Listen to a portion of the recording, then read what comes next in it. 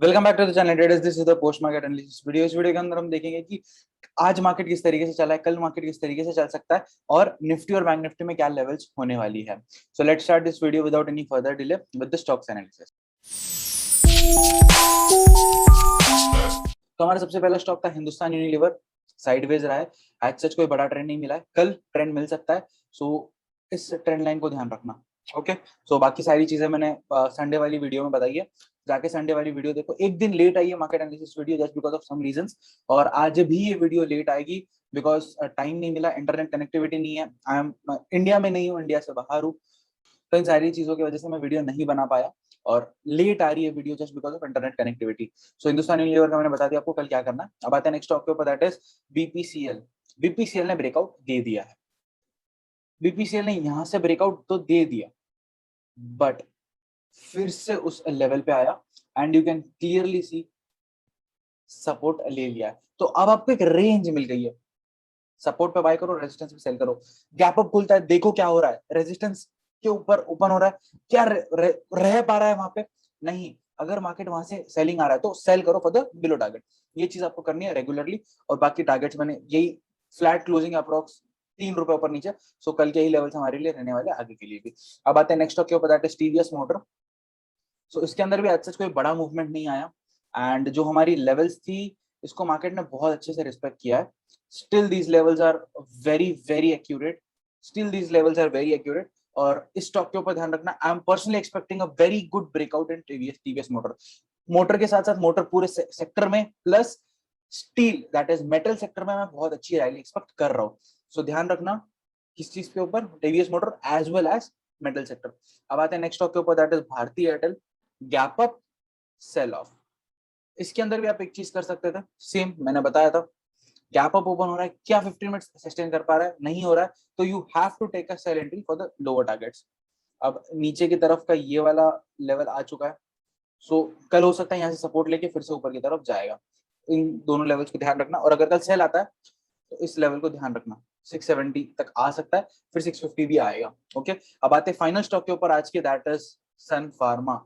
Pharma sector ने एक negative move दिखा दी है, एक क्वाइट निगेटिव मूव दिखा दी है।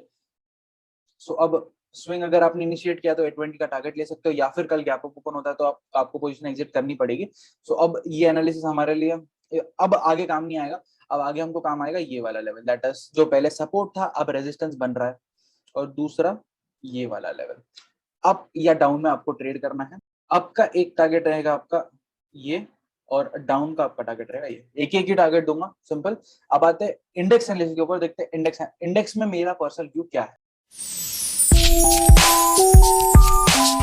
सबसे पहले निफ्टी पूरा दिन साइडवेज, मैंने बोला भी था मार्केट में प्रॉफिट बुकिंग आ सकती है।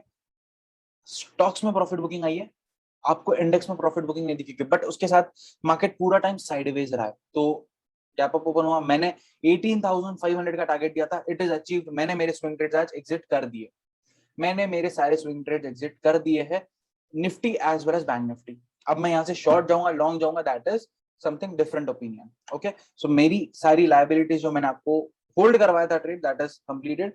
अब कल इस लेवल से ऊपर बाय है, इस लेवल से नीचे सेल है, सिंपल। क्योंकि आज का वो जोन है, उस जोन से बाहर उसको आज कल निकलना पड़ेगा, सो दैट हम ट्रेड कुछ कर पाए।